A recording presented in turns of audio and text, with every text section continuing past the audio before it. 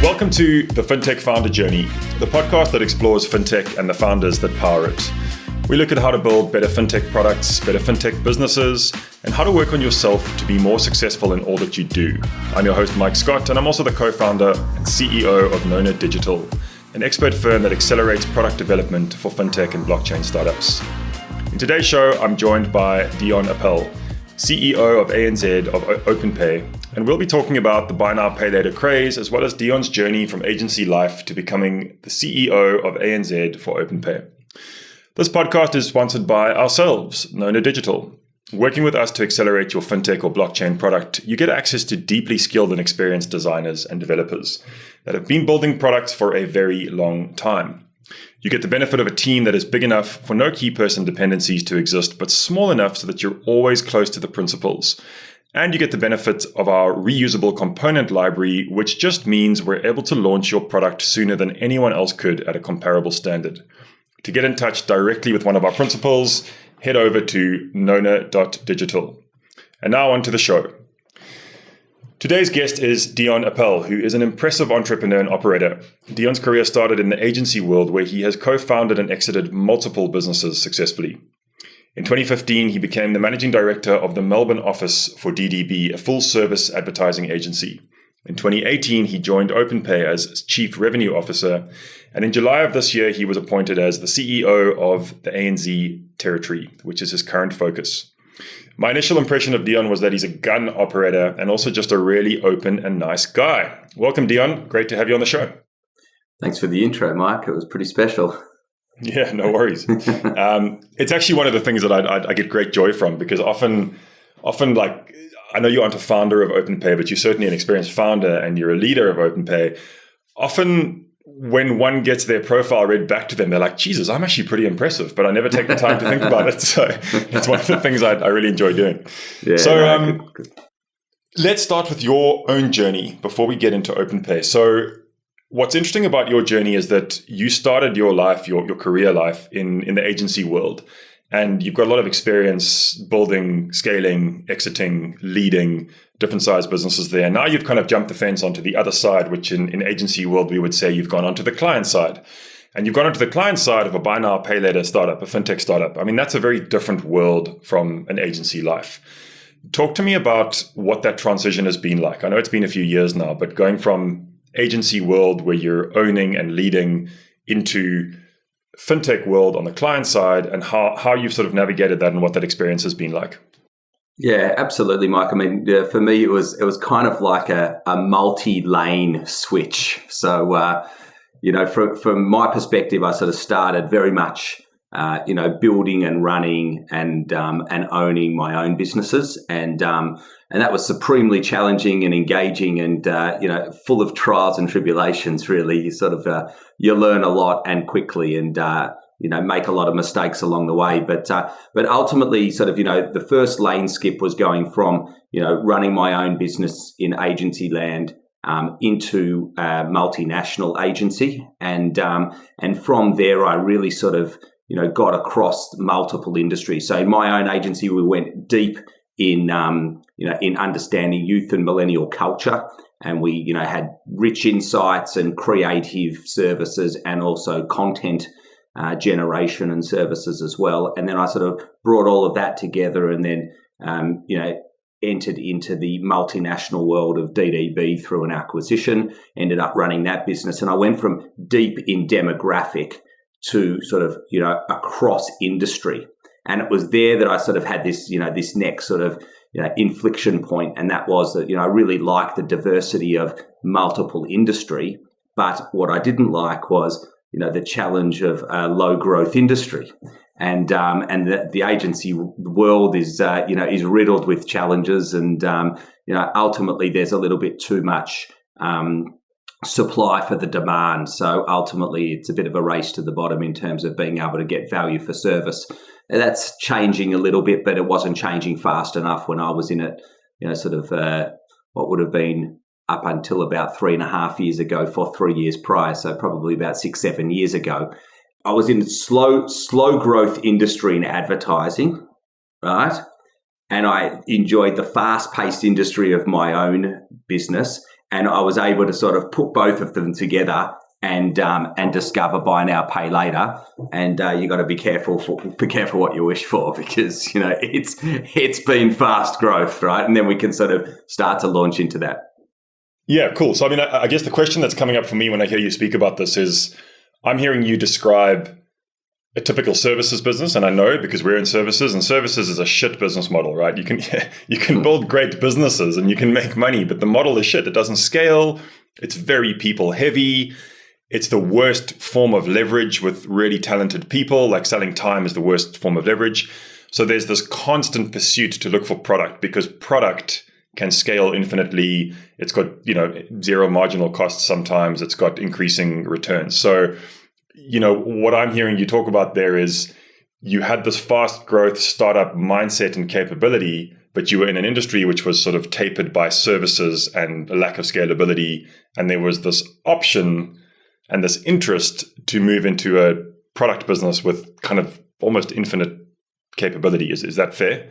Yeah, that's absolutely right, Mike. I mean, for me, I really love the thrill of that, startup journey, the founder journey in my own businesses. And it was like fast paced, and you were in control of your decisions, and right or wrong, you were on that journey and you were committed to it. And then into the multinational, where you've got, access to huge resources, unbelievable talent. Again, it's still a services business, but, with a little bit too much demand, too much supply rather for the demand, and ultimately low growth. So what I really looked to do when I knew my time was due to, for the next challenge, the next lane skip, if you will, that third lane switch, was to really take the excitement of the startup and the fast pace and the high energy and the, and the thrill of the chase with something that, was, a high growth industry that was, really on the cusp of doing big things. And it was the early stages of where, some of the buy now, pay laters had sort of hit that $1 billion valuation. And I was fortunate enough to find myself an opportunity with OpenPay to combine that thrill of the chase with, the experience gained in the multinational to be able to skip into that third lane and, and start to enter a new dimension. And, you got to be careful what you wish for sometimes, because not only has it been fast paced, but I'm into my third year, or my fourth year, 3.5 years into the journey. And it's just been pedal to the metal. And when you thought you were hard up against it, you just go again and again and again. And it's just been electrifying. Yeah. And I mean, the pressure is on, right? There's just buy now, pay later. We'll get into that later, but it is.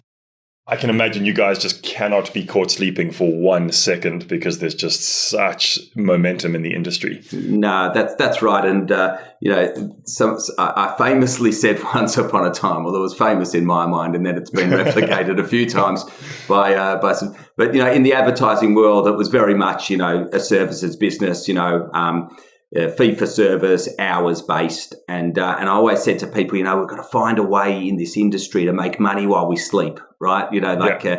Productize, turn this into something that people can access, subscription. We're throwing around a heap of ideas.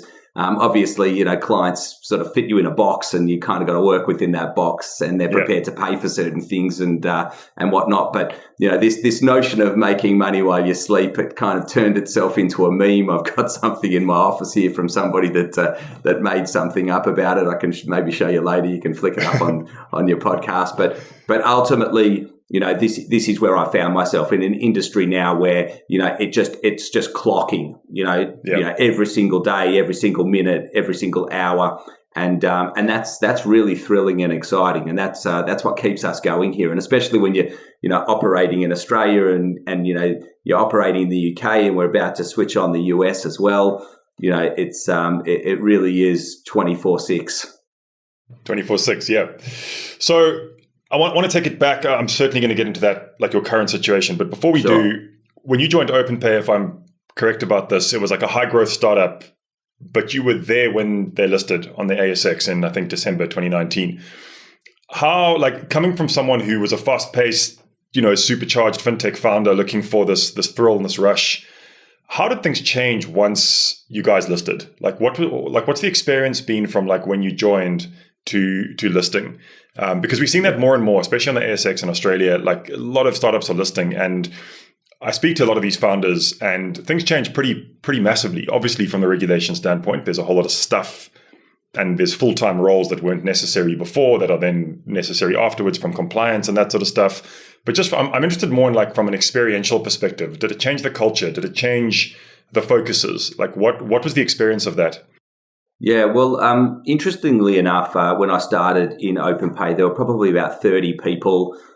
We were still sort of, operating out of a joint workspace, not so much a co-working space, but it was just like the family office that started the business, had a few of their businesses operating in their offices. And then we sort of broke out, in early 2018. And just when I started, in fact, I sort of started in the family office, and then we moved into the new office. It was a very small business. We were able to sort of just work in a very agile way with limited process, and we sort of like accelerated the business relatively consistently up until about 6 months before we decided to go public. And it was at that point that we really sort of focused on, okay, what do we need to do to list the business? But, we were originally planning to list it, a good 12 months after we'd made that call. And then we thought, well, this, market's really hot right now. And we actually brought that listing forwards, and we actually listed the business in record timing, according to some of the advisors that we worked with. And, it was a successful listing in December of 2019, as you said, Mike. And things kind of, you would expect them to change pretty quickly, but, it was really, quite a nice, smooth ramp up for us. I think we were already prepared to sort of, go harder and take our staff on the journey, our talent on the journey with us. And so, everybody was rallying behind this, and we had a really sort of unified approach to what we wanted to do and how we wanted to get there. And it was a really, really nice feeling of community and collaboration as a business. I think our sort of challenges came very shortly after listing, as opposed to, at the time of the listing, because COVID hit. And we listed in December 19, and then, by when was it, like March 20? I mean, like it's all a blur, the last 2 years have been like a blur. So, we kind of went from, listing and sort of going on this journey, and everybody sort of, aligned and together and, and moving forwards to this, this cliff that nobody saw coming. Yeah. And as a newly listed business, to sort of hit the cliff the way that we hit it, and everybody else, that was a listed entity hit it, you just have to look at what the share market looked like in about March, April of 2020, and it bottomed out. And so for a business like ours, that was a very, very big challenge to hit very early on in our journey, because we were not even below parity. We were almost at rock bottom. And for a business like ours, where you need capital to be able to drive its growth, to be able to raise in an environment like that, was very challenging. So that's when it hit our culture the most, because what we needed to do is we really needed to think about how we could maintain the journey that we were on, because we know we were in a high growth industry, and the impact of COVID was not, it was not planned, right? So it was like an external factor that was impacting an industry that was already on, an exponential growth journey. So we needed to find a way to wait this out as long as we possibly could, and extend our cash flow runway based off a very successful listing that had only taken place, less than 6 months prior to. So we had cash, but we were on a journey to sort of, burn harder than this, pandemic, as it later became, really unfolded. So what we need to do is extend the cash flow runway. That was the biggest impact on our culture. And it was at that point, Fast forward to today, where the capital markets are just crazy, especially in the fintech space. It's actually a good segue into something I want to ask you about. Is one of my favorite podcasts is called the AllIn Podcast. It's just so good, with Jamath Palihapitiya, David Sachs, David Friedman. I mean, these are just a bunch of ultra wealthy guys just talking shit every week, and they're so smart and so connected, and it's just such a great podcast. If you don't subscribe, you'll love it. And there was some commentary around the Square acquisition of Afterpay. As everyone listening to this probably knows, it was around $38 billion Aussie. And Jamath said something really interesting. He said, there's just so much money in the markets at the moment. Fintechs are getting crazy valuations. If you look at the Revoluts and what have you, I mean, they're just these incredibly high valuations when they actually don't have the earnings yet to support them. So there's huge confidence that they're going to come, right? Especially in the B2C space. And Jamath says something along the lines of, Square has acquired Afterpay. And then he said something interesting. He said, buy now, pay later is not a business. It's a feature. It's something that's going to have to exist across every business. It's going to have to exist across every fintech, and maybe not even fintechs, just techs doing transactions. And he thinks it's going to be pervasive. And I find that quite an interesting statement. I kind of can't get my head around what exactly he means by that, because clearly there are many businesses that are specifically in buy now, pay later, but I also get what he's saying, that it's going to become a feature of every single company that's offering any kind of purchase. What are your thoughts on that statement, that buy now, pay later is not a business, it's a feature? Yeah. Look, I'm fully supportive of this, and there's evidence to actually support that as well, right? In actual fact, this is a consumer behaviour change. It's a fundamental change in attitudes towards credit and debt, for that matter. And so, the next generation that's coming through has seen other generations really suffer in, drowning in stuff like credit card debt. And in the last 12 months alone, 1 million credit card accounts have actually been cancelled. So people are, shifting away from the way that they used to pay to a new way of paying. And that new way of paying is to actually split the cost of the purchase and align it more to your cash flow.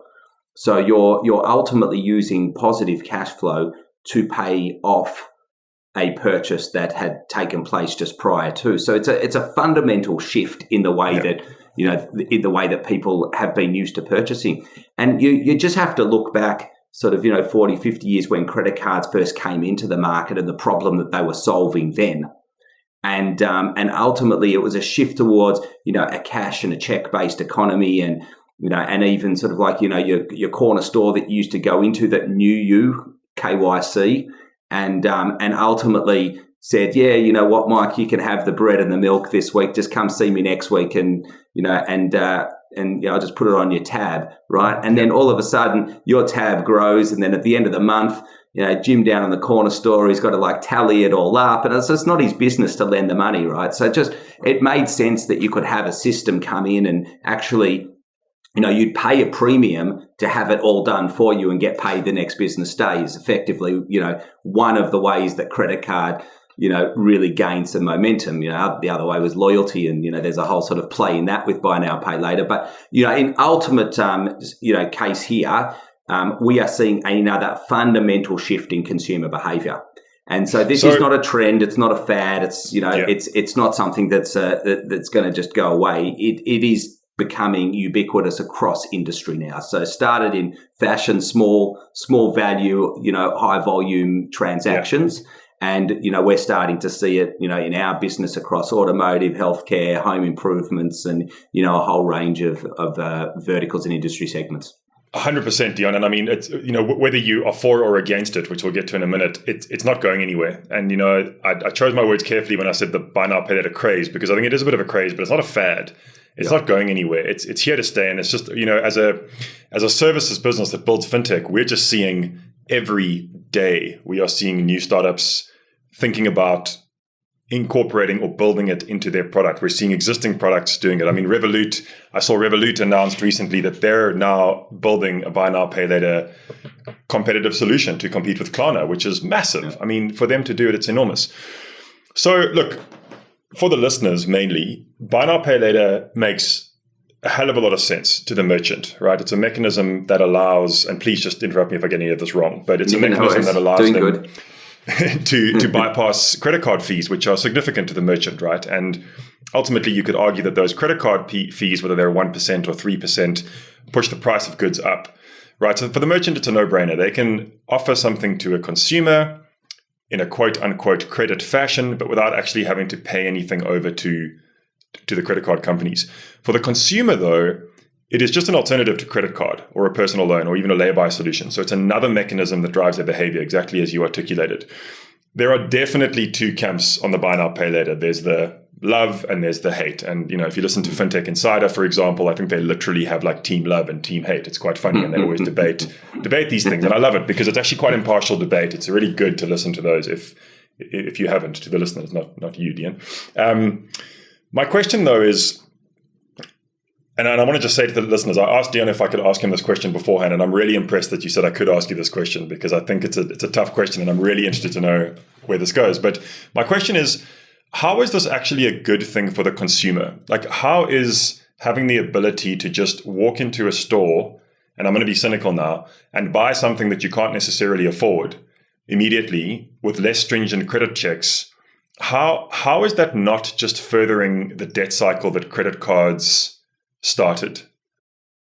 Yeah, look, and I love the yes and the no, the for and against. I mean, this is what helps build industry and ultimately shape it as well. So, we are very much involved with, helping educate and inform the industry as much as we are, a big part of it. So, the question's welcomed, and essentially, there's a couple of ways to answer it, right? So there's the merchant and the consumer. It's a network effect. You got more merchants, you got more consumers. That's how the world goes round in buy now, pay later. And on the merchant side, you're right. They are used to paying credit card fees, and it's been completely commoditized, and now that sort of sets the level at what their average transaction value is. What happens with buy now, pay later, in actual fact, though, is that when you give somebody more time to pay, they are actually earning more income over that time. And it's a reverse lay-by type scenario, right? So,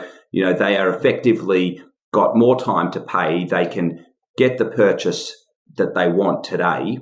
And ultimately, the benefit to the merchant is that they don't have to hold anything stock on hand. They don't have to, manage the repayments as they come through up until the point that it's paid off, and ultimately then release the goods. So what happens in our scenario is we actually do charge the merchant a premium on what they would be charged by the credit card, but the average transaction value is actually pushed up because the customer has more time to repay it and ultimately earns more income in that time.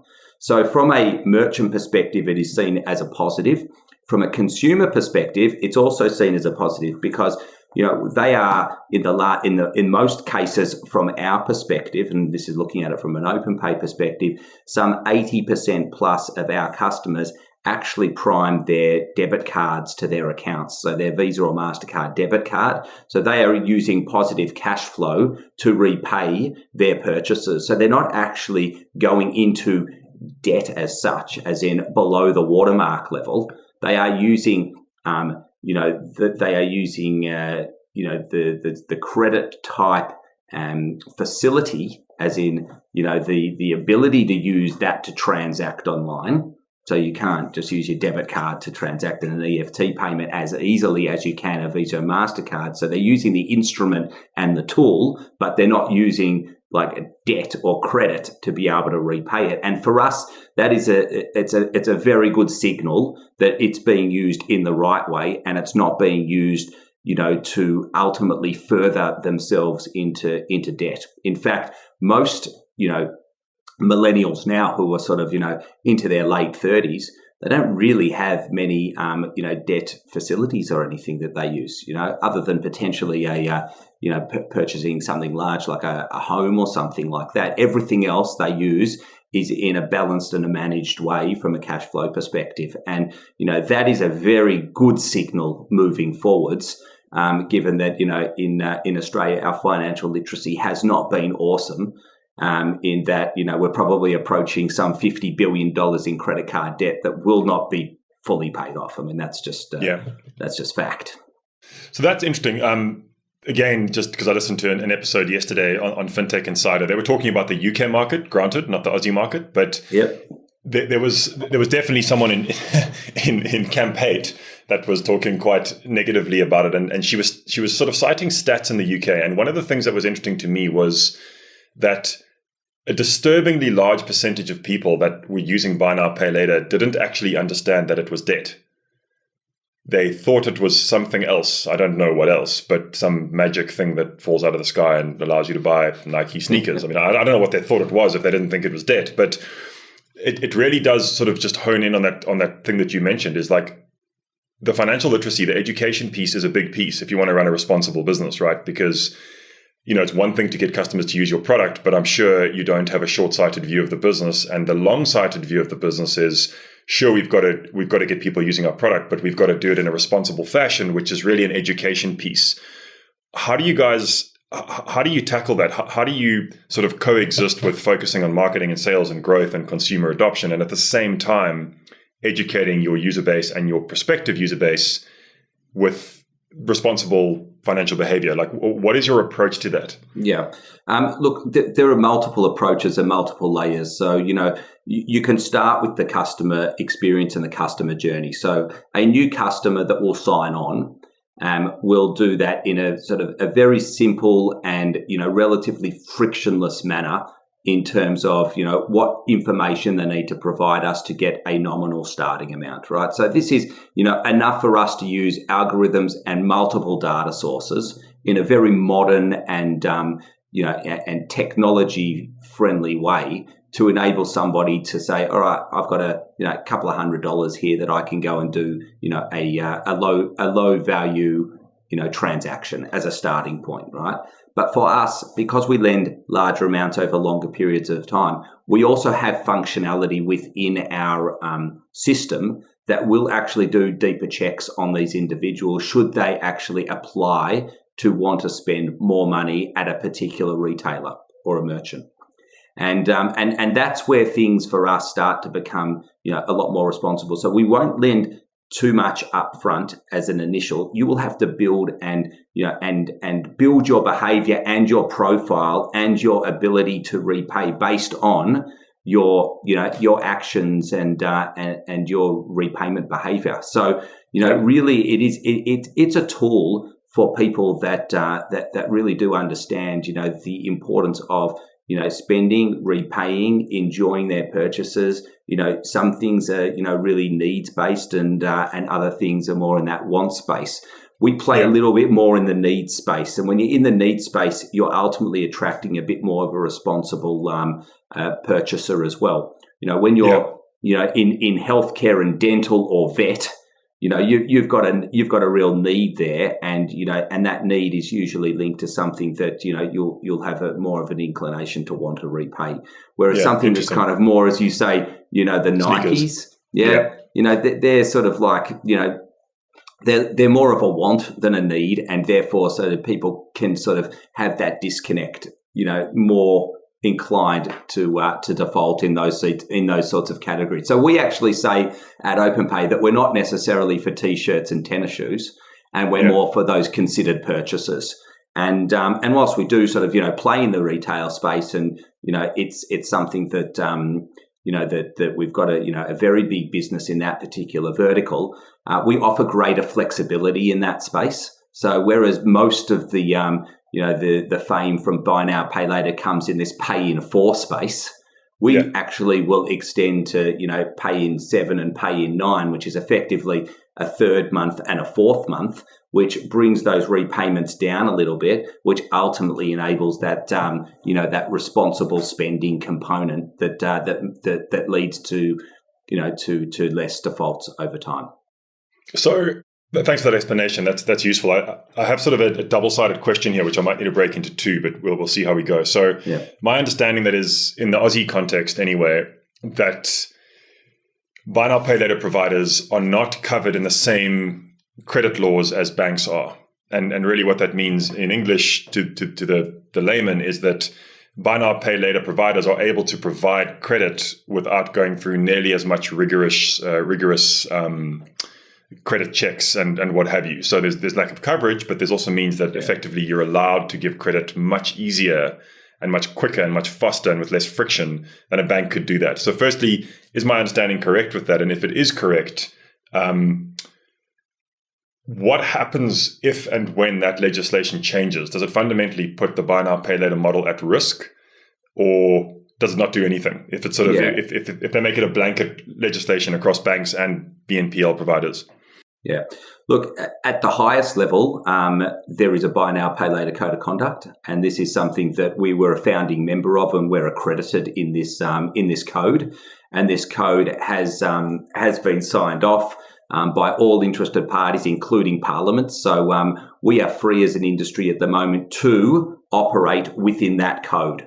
And that code does have some very specific restrictions and requirements about any buy now, pay later business in the industry. So, at that point, being a self-regulated industry, we are quite comfortable that we are, as a business, going over and above what is the basic sort of, requirements there. And I think that that's really important, for any industry that's self-regulated, is that you do, hold yourselves accountable as much as you do hold your peers in the industry accountable. And it has been operating very efficiently and very effectively. What is a little bit misunderstood about this industry is that, it's a bit like the Wild West, and you can go out there and do whatever you want and lend to whoever you want. And it doesn't really matter. Like, if they default, you shoot them. If they don't, it's really not that wild out there. Like, at the end of the day, we're all under some form of regulation, right? And, if you're going under sort of like, the banking sort of route where you've got to do a formal, KYC and proof of employment and all of those sorts of things, like some of the buy now, pay laters do, that ultimately charge interest, and it's uncapped because you've done, an affordability assessment, and you know that you can lend this person that much money because you've kind of got a much broader scope on, what their sort of, what their earning capacity is and their debt sort of, what their debt range is. Then ultimately, you're sort of in that sort of what I would call that more traditional, stream of lending. Yeah. And there are some buy now, pay laters that operate in that space. We, on the other hand, operate within sort of like the national credit scheme. And so we actually are able to charge fees, but there are caps on those fees on, multiple years. And so we therefore charge fixed fees because we can then manage the caps, etc. So from our perspective, it's a much more transparent way of doing business because you're only charging a fixed fee in alignment with the repayments that are taking place. And so from a customer perspective, they know at the point of purchase exactly how much this is going to cost where there are fees involved. Yeah. And so then there are no surprises, there are no balloon payments, there's no effective interest rate that comes into play or anything that can provide a surprise. And that from a consumer is being seen as a massive win for them because they're not going to wake up one day and they're going to think this is how much I owe. And then there's this, plus on top of it because the interest has been calculated and compounded. And that just doesn't happen in our industry. So provided, and this is also comes back to consumer behavior, provided that you have money in your account when the repayment's coming out, and we give people adequate notice, like you just get a credit card bill, we actually let you know ahead of time when the payments are coming out. So again, more modern instruments of communication. We can use email, we can use SMS, you can choose the way you want to be communicated, and everybody's got different ways. I think you know that. You're on a WhatsApp, you're on an SMS, you're on an email, like everybody likes to be communicated slightly differently. We understand that and we deliver you the comms that way. So from our perspective, just to jump in there, sorry. How have you, because you guys have been around since before open banking frameworks existed, right? Yeah. How have you seen, because you speak about, your algorithms and your ability to check, and I'm sure that's a big part of what you differentiate yourselves with is through responsible lending. You need as much information as you can. Yeah. How have you seen the open banking framework help you to do this? Like, is it something that you guys harness and leverage, or is it something you're still working on? Yeah. Talk to me about how that's changed or improved things. I would say that that's still something that we as an industry are working on. I think that there's a lot that can be gained from it. I think a big part of that is trust from the consumer side of things. Yeah. So, it's early stage, and I think you've got early stage buy now, pay later plus early stage open banking equals, a very small proportion of people that would be prepared to put both of those things together. Exactly. And that's a big thing, Dion, 100% is, we just bought our first house in Australia, and I mean, I'm in the fintech space. We build fintech products, and I find myself laughing at myself because when we were going through a mortgage application, the bank that we used had a very slick process, and part of it was giving access to bank accounts. And I kind of laughed at myself because I hesitated. I was like, is this legit? And I'm like, Jesus, Mike, you build integrations like this. This is what we do. And it just made me think, like, there's still a long way to go to get consumer adoption to click the button for open banking, right? Like, I'm not going to give you my bank login details. That's what's going through the mind, Yeah. So interesting, very interesting what you said there, that combination of buy now, pay later, still relatively new space, open banking, very new space, put those things together, and it's going to take a while to adopt. But I would imagine it's an exciting thing for your space. I'd imagine open banking brings huge adoption potential. Yeah, totally. I mean, we've, as part of our sort of expansion into multiple markets now, sort of more mature in Australia, we've been in the UK since mid 2019, and now we did an acquisition there into an automotive business to start to verticalize our business there, and we're weeks away from launching into the US. We've built now a global strategy office as well that sort of sits centrally to all of this, and that's awesome. Like, I love that sort of stuff, and I'm a massive advocate for it. But what sits in that core of the GSO is all of this sort of stuff, right? It's our ideas, it's our innovation, it's our differentiation. It's where all the ideas and all the fun stuff's happening. So the things that you're talking about sort of sit there. That's a good segue, because the next thing I want to speak to you about is, and I'm just conscious of time, so I probably want to get like 2 more questions in, and then we'll move to the rapid fire stuff. But you guys are in a tech business, right? So you're lending, and there's a lot of moving parts to your business, but ultimately you're building tech. And currently there's a massive shortage in the world of very strong product people. In fact, there's a shortage in the world of every kind of really strong talent, to be honest. But I think it's particularly tough in the market, hiring very strong product people, designers, developers, UX people, etc. A lot of our fintech clients that are well funded or well capitalized, this is the biggest handbrake that they've got, is they have a roadmap. This roadmap is kind of never ending, but they've got capacity constraints. How are you guys?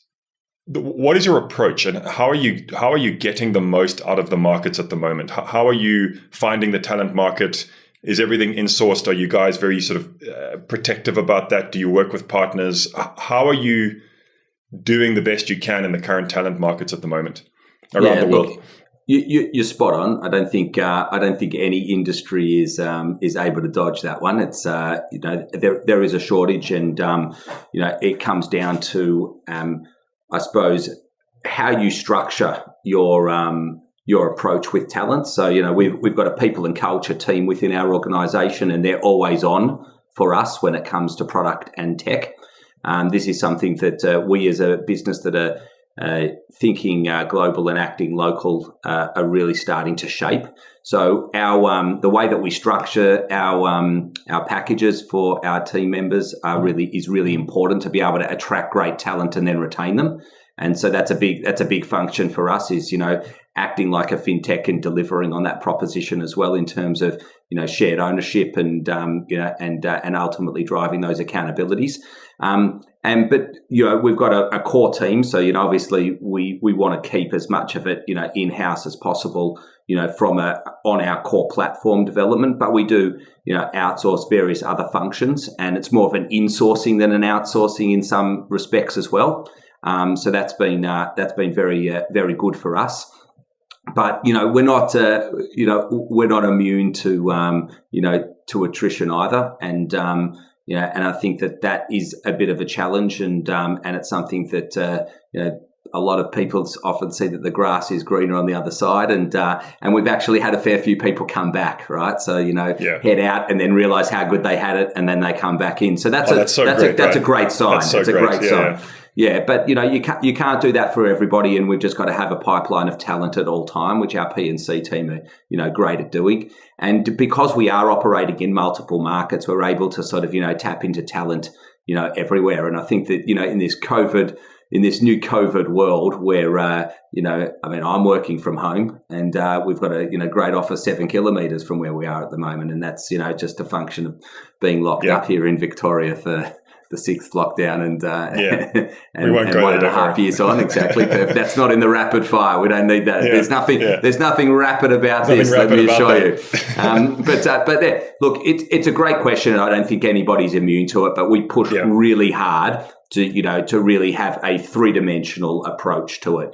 Pipeline of great talent, retention through the right sort of structure. And we're working in a really innovative space. So, from a product and a tech perspective, it's kind of like, it's a get me in there type scenario. Yeah, totally. Right. Let's move to the rapid fire questions because I'm conscious of time and I know you're a busy man. So quick questions, quick answers. What scares you in business? Oh, the unknown of tomorrow. What content are you currently consuming? I consume a lot of news. Why would you do that to yourself? I know. I have hope. What is the last book that you read cover to cover? Last book was David Walsh's from Nona, the man that started Nona. The museum in Tassie? Exactly. Well, MoMA. I got to share a little brag with you.